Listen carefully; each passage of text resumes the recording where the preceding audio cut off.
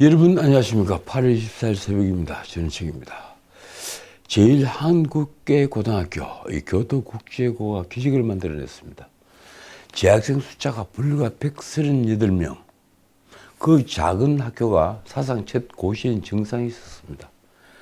교토국제고는 23일 일본 효고현 니시노미야시에 있는 고시엔구장에서 열린 도쿄 간토다이 이치고와 이 전국 고교 야구 선수권 대회, 별칭으로 고시엔 대회라고 하죠. 이 고시엔 대회 결승에서 0대 0으로 정규 이닝 9회를 마무리하고 규정에 따라 연장 승부치기에 나가 2대 1로 승리를 해서 우승을 했습니다. 정말 대단한 일입니다. 어제 한국갤럽 여론조사가 3주 만에 다시 나왔습니다. 8월 20일부터 21일 이틀 동안 조사를 한 결과입니다. 윤석열 대통령 지지율은 다시 하락하고 있습니다. 4주 전 조사 때보다 1%포인트가 낮아진 27%, 부정평가는 1%포인트가 높아진 63%, 그러니까 긍정평가의 2배를 훨씬 넘는 수치입니다. 20대부터 40대 지지율이 특히 낮아서 18세부터 29세는 14%, 그리고 30대는 16%, 40대는 불과 8%에 지나지 않았습니다. 윤 대통령이 높은 지지율을 받는 것은 세대별로는 70대 60%가 유일합니다. 무엇보다 지난 총선 후 5개월 동안, 그러니까 4월, 5월, 6월, 7월, 8월 이 5개월 동안 윤 대통령 지지율은 계속 바닥권인 20%대를 벗어나지 못했습니다. 최하 21%, 최고 29%, 평균이 한 25%, 그 정도에 머물렀습니다.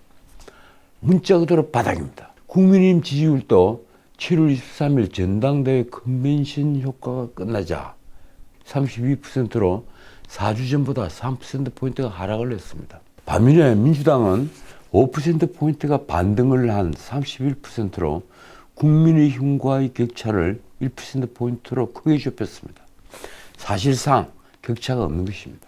민주당은 특히 서울에서 35%로 33%에 그친 국민의힘을 추월했고, 인천, 경기에서도 31%로 국민의힘 28%를 3%포인트가 앞섰습니다.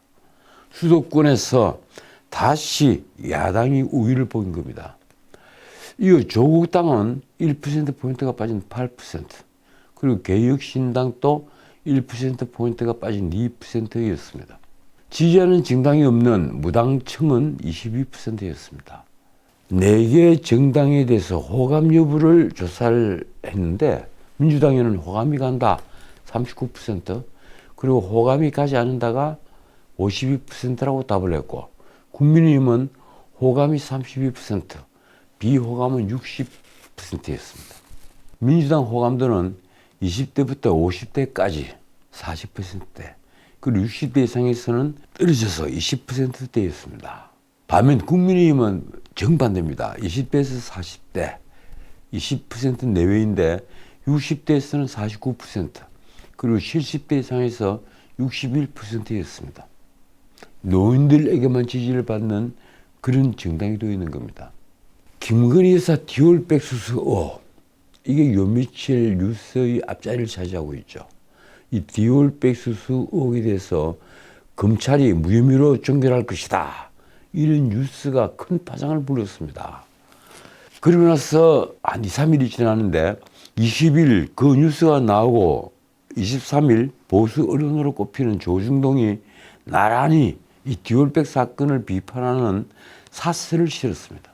하나씩 짧게 볼까요? 조선일보는 북은 종교자유 보장, 이런 말을 하는 사람을 대통령 부인이 만났다니, 이런 제목의 사설을 썼습니다. 그 사설에서 이렇게 지적을 했습니다. 대통령 부인 김건희 여사에게 명품백을 준 최재형이 어떤 사람인지는 인터넷만 검색해봐도 알 수 있다. 문재인 정부 때 국보법 위반 혐의로 조사받은 이력도 공개되어 있다. 놀라운 사실은 이런 사람이 윤 대통령 부인을 아무런 과정 없이 수차례나 만났다는 사실이다. 신문은 최재형이 김건희 여사를 만나는 과정에서의 검증 절차가 대통령 부인의 부친과 친분이 있다는 것을 주장했다는 것이 전부였다는 점을 꼬집으며 이렇게 썼습니다.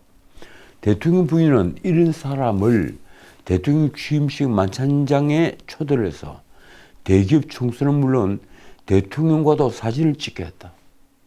말문이 막히는 일이다. 중앙일보는 명품백 무혐의 결론 수심이 검토라도 거쳐야 하라는 제목의 사설에서 최재형의 동영상 폭로로 촉발된 이 사건은 기획된 측면이 강하지만 대통령 부인이 고가의 선물을 받은 사실은 법적인 논란과 정치적 이슈로 폭발했다고 했습니다. 특히 주목할 부분은 이렇습니다. 여기에 윤석열 대통령이 정식 사과 대신에 박제하지 못해서 등 발언으로 비켜가는 모습을 보여 국민 감정이 악화됐다. 동아일보 역시 사설에서 서울중앙지검이 내놓은 명품백 사건 수사 결과에 대한 여론은 산을하다며 이렇게 썼습니다. 검찰이 소극적으로 수사해온 윤 대통령 부부에게 면죄부를 줬다는 비판의 목소리가 크다. 결국 여론을 보던 이원석 검찰총장이 김건희 여사의 디올백 수수 의혹 사건을 수사심의위원회에 회부를 했습니다. 대검찰청은 23일 검찰총장이 김건희 여사의 청탁금지법 위반 사건을 알선 수재, 변호사법 위반 법리를 포함해 검찰수사심의위원회에 회부하고 저는 외부 민간위원으로 구성된 위원회의 심의 절차를 거쳐 신중하게 처분하도록 했다고 밝혔습니다. 하나 주목할 점은 변호사법 위반, 그 혐의 사실이 들어있는 겁니다. 수사심의위는 국민적 의혹이 제기되거나 사회적 이목이 쏠린 사건의 수사 기소가 적법했는지 심의하는 기구입니다.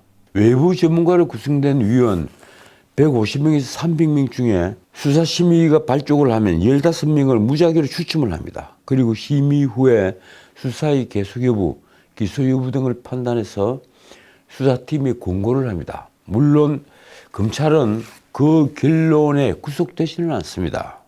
자, 이 한동훈 대표 얘기를 좀 하겠습니다.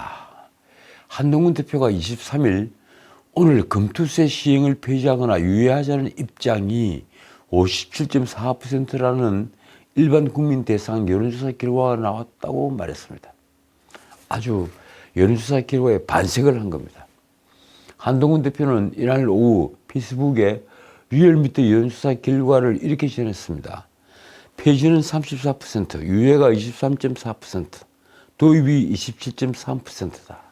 그러니까 폐지보다 유예와 도입이 훨씬 많죠. 투자 경험이 있는 층에서는 70% 가까운 응답자가 금투세 도입에 부정적인 입장이었다.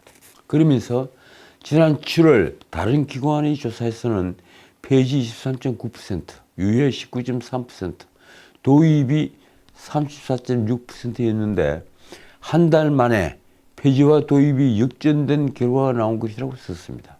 그 여론조사 결과는 미디어 리서치 여론조사 결과였죠.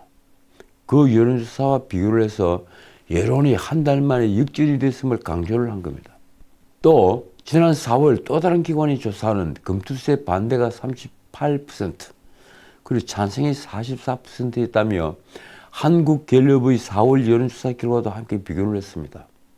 그러니까 4, 5월부터 꾸준히 이 금투세 내용이 알려지면서 여론이 바뀐 겁니다. 한동훈이 말입니다. 금투세 시행일이 다가올수록 금투세를 시행하면 안 된다는 여론이 강해지고 있다. 특히 주식시장 고관심자나 투자 유경험자는 더 강하게 금투세 폐지 목소리를 내고 있다.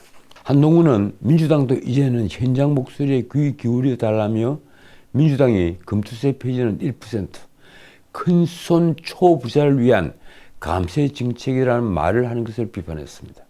날뛰 낡은 1대 99 갈라치기 프레임으로 상식과 여론을 가릴 수 없다. 99가 반대하는데 갈라치기가 되느냐. 어떻든 민주당은 진성준 정치계 의장 등의 예정대로 금투세를 과세해야 한다는 입장인 반면에 이재명은 조금 다릅니다. 과세의 대상을 축소하거나 금투세 유예 필요성을 거론한 등 아직 당론을 완전히 정하지 못하고 있는 상태입니다.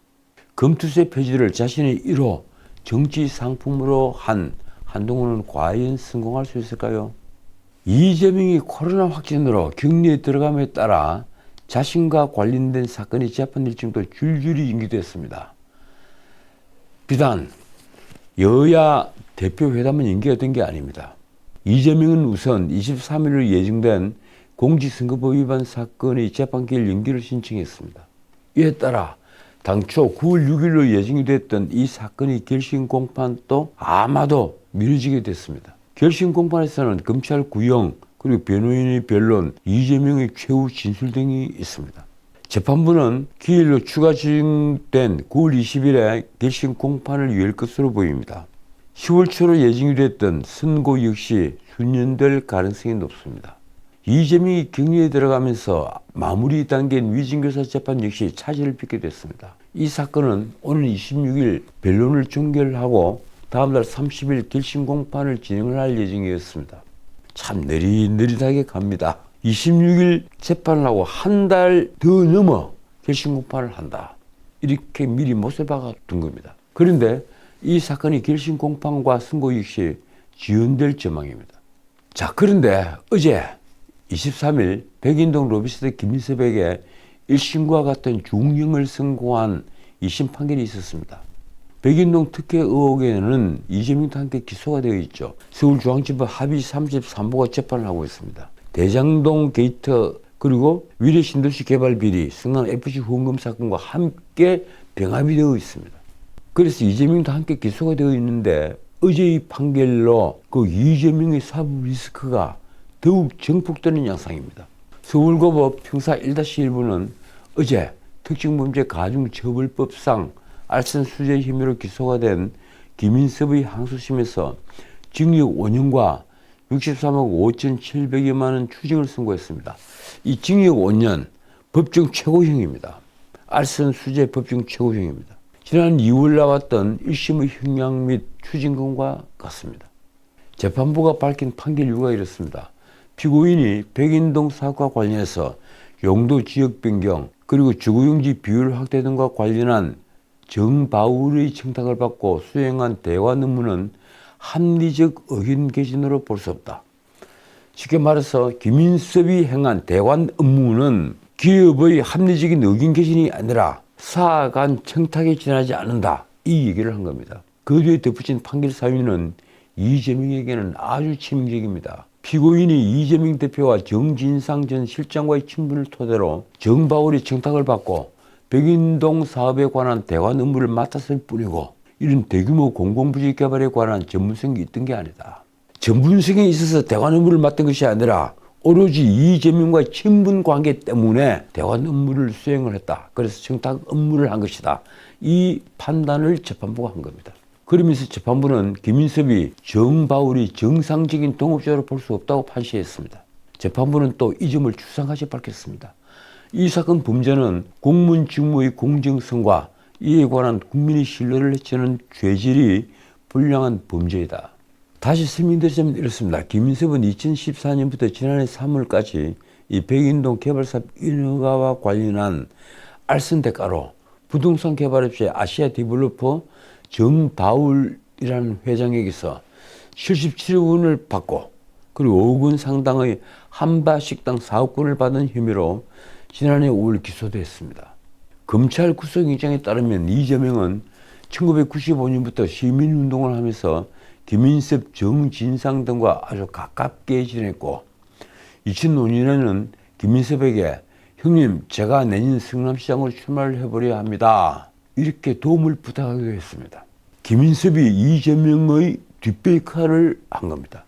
김인섭은 2010년 지방선거에서 사비로 여론조사를 의뢰하거나 2014년 지인들을 통해 차명으로 1천만 원을 쪼개기 후원하는 등 오랫동안 이재명을 도운 것으로 검찰은 파악했습니다.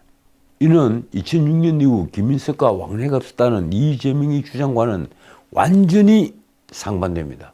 2015년 3월경에 성남도시개발공사 기획본부장이던 유동규가 민간업자 정바울 측에서 공사가 사업에 참여하면 200억 원의 확정이익으로 제안했다는 사실을 이재명에게 보고하자 이재명은 백인동 개발 사업은 인섭이 형님이 끼어 있으니 진상이하고 잘 이야기해서 신경 좀 써주라는 취지로 말했다고 검찰은 영장에 적시했습니다. 이재명 역시 이 사건과 관련해 지난해 10월 특정경제범죄 가중처벌법상 배임 혐의로 불구속 기소돼서 재판을 받고 있습니다. 자, 이제 문재인 전 대통령 얘기를 좀 하겠습니다. 검찰이 문재인이 전 사위 서모란자의 타1사제 특혜 채용 의혹과 관련해서 청와대 민정수석을 지낸 조국을 소환조사합니다. 임종석에 이어서 조국까지 소환조사를 하는 겁니다. 문재인의 딸 다혜 가족이, 문다혜 가족이 태국으로 이주하는 과정과 이를 도운 이상직이 중소벤처기업진흥공단 중진공 이사장이 임명이 되는데 관여한 혐의입니다. 지난 21일에 임종석이 소환된 데 이어 조윤옥 전 청와대 인사수석은 참고인에서 피의자로 입건이 됐습니다. 서모는 2018년 이상직이 소유한 태국 항공사 타이1사젯 전무로 채용이 됐죠. 물론 타이1사젯은 항공사 역할을 전혀 하지 않았습니다. 항공사 경력은 이 서모란자도 전무했지만 이상직이 직접 채용을 지시했습니다. 월급은 800만 원 정도, 그리고 집세로 월 350만 원을 지원받고 비행기도 무료로 이용을 했습니다. 중진공 직원들이 직접 집을 구해주며 이주를 지원했습니다. 자녀는 한 해 수천만 원이 드는 태국의 국제학교에 다녔고, 문다혜는 청와대 부속실 그리고 경호처 직원들과 수천만 원대 돈 거래까지 했습니다. 문재인은 딸 문다혜 가지고 해외 이주를 도운 이상직을 중진공 이사장에 앉히고 총선 때는 민주당 공천으로 국회의원을 만들어줬습니다.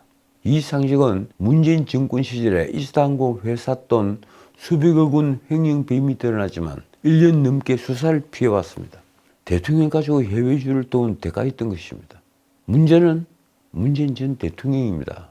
그는 이 모든 일을 사생활이라며 한 차례도 해명하지 않았습니다. 어느 누구에게도 말입니다. 그것뿐이 아닙니다. 자신의 30인 친구 송시로를 울산시장에 당선시키려고 해서 청와대와 경찰, 부처 등이 일제히 선거에 개입을 해서 측근들이 줄줄이 처벌이 된 사건에 대해서도 문재인은 지금 침묵하고 있습니다.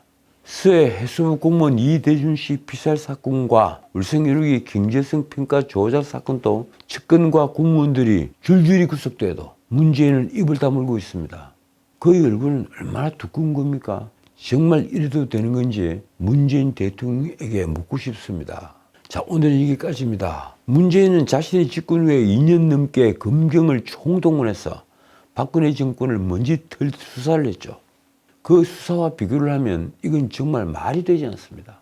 문재인은 2명의 전직 대통령을 비롯해, 그러니까 박근혜, 이명박 두 전직 대통령을 비롯해서 200명 넘는 사람을 구속했고 밀문지화와 같은 안가품 수사를 벌였습니다. 그런 사람이라면 자신의 가족 비리에 대해 최소한의 입장 표명이라도 하는 것이 국민에 대한 도리일 것입니다. 과연 그가 언제까지 경호원에 둘러싸여 노후를 즐길 수 있을까요? 하늘이 보고 있습니다. 지금까지 전식이었습니다.